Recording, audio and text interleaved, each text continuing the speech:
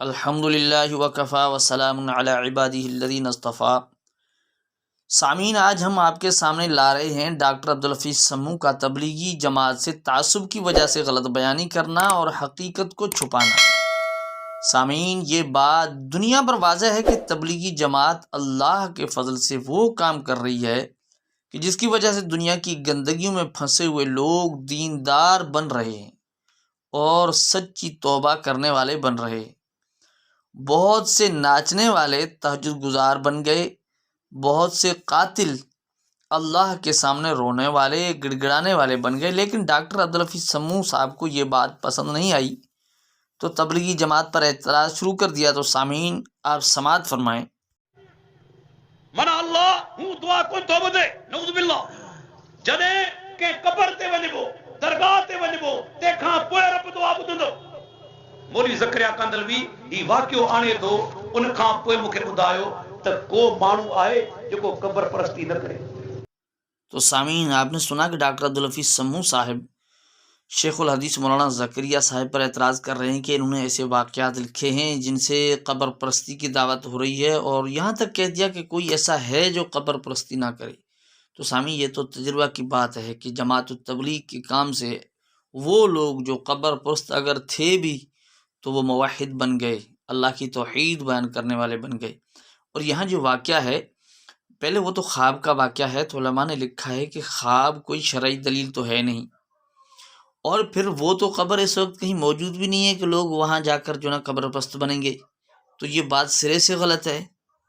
تو سامعین، ڈاکٹر عبدالحفیظ سموں صاحب ایک اور اعتراض یہ بھی کرتے ہیں کہ کیا فقط اللہ تعالیٰ وہیں دعا سنتے ہیں یا دعا قبول کرتے ہیں؟ تو یہ تو اعتراض بالکل جہالت پر مبنی ہے، کیونکہ دعا کی قبولیت کے بعض مواقع ایسے ہوتے ہیں، ایسے مقامات ہوتے ہیں جہاں زیادہ دعا قبول ہوتی ہے، تو وہاں بھی اعتراض یہ کیا جا سکتا ہے کہ اللہ تعالیٰ صرف وہیں سنتے ہیں، جس طرح بیت اللہ شریف کے یعنی دیکھنے پر یا وہیں اس ویسے مقامات ہیں وہاں دعا کی قبولیت کے زیادہ یعنی دعا کی قبولیت کی توقع کی جاتی ہے، تو یہ بھی وہاں اعتراض کیا جائے گا کہ اللہ تعالیٰ صرف وہیں سنتے ہیں۔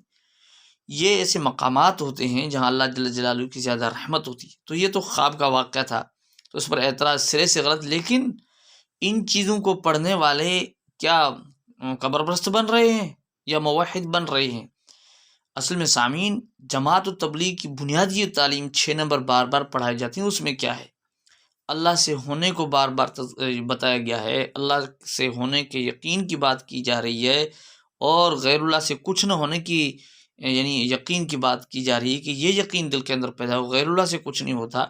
یہ بار بار چیزیں لوگوں کو بتائی جا رہی ہیں، سکھائی جا رہی ہیں کہ اللہ کے فضل سے لوگ اللہ کی طرف آ رہے ہیں، اور لوگ یعنی دنیا کی گندگیوں سے نکل کر اللہ جل جلالہ کی یاد والی زندگی میں آ رہے ہیں، اللہ کی بندگی والی زندگی میں آ رہے ہیں۔ لیکن یہ بھی بات ڈاکٹر عبدالحفیظ سموں صاحب کو اچھی نہیں لگ رہی، تو اس کے متعلق کیا کہتے ہیں ذرا سامعین یہ بھی سن لیں۔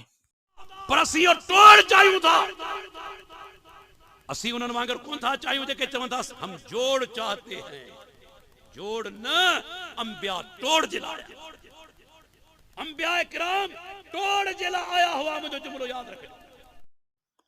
تو سامعین، آپ نے سنا کہ ڈاکٹر عبدالحفیظ سموں صاحب تبلیغی جماعت کی تعصب میں کہاں پہنچ گئے، کیونکہ جماعت والے تو کہتے ہیں کہ امت کے اندر جوڑ پیدا ہو جائے، لوگ جڑ جائیں، آپس میں محبتیں کرنے والے بن جائیں، اور اللہ جل جلالہ کے دین کی محنت کرنے والے بن جائیں، باوجود اختلاف رائے کے ہم دین کا کام مل کر کریں، محبت کے ساتھ کریں۔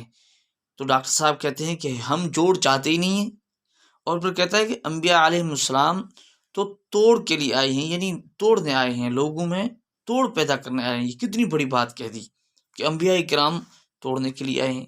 تو انبیاء کی بعثت کا مقصد کیا یہ تھا؟ انبیاء کرام قرآن پاک کے اندر بعض انبیاء کہتے ہیں کہ انا لکم ناصح امین، وہی انبیاء کرام تو خیر خواہ تھے۔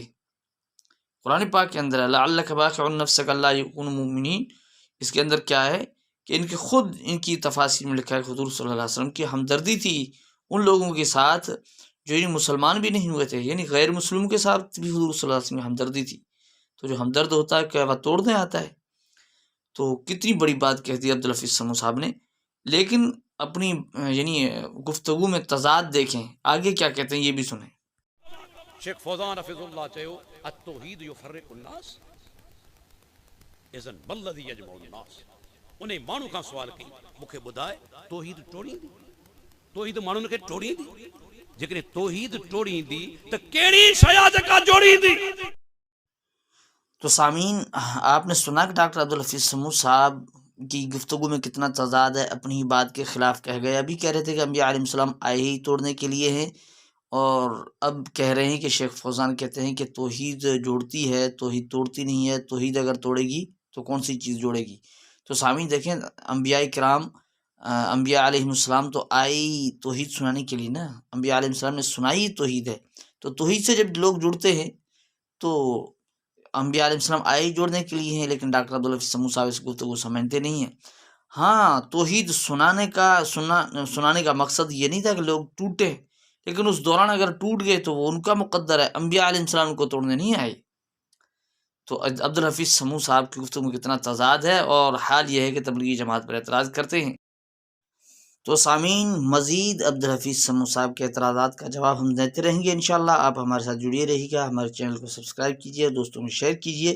اللہ جل جلالہ ہمیں صالحین کی جماعت کے ساتھ جوڑے رکھے، علماء کی قدر کرنے کی توفیق عطا فرمائے، اور علماء پر اعتماد ہمیں نصیب کرے، اور دین کے ماہرین کی رہنمائی میں دین پر عمل کرنے کی توفیق عطا فرمائے. السلام علیکم ورحمۃ اللہ وبرکاتہ.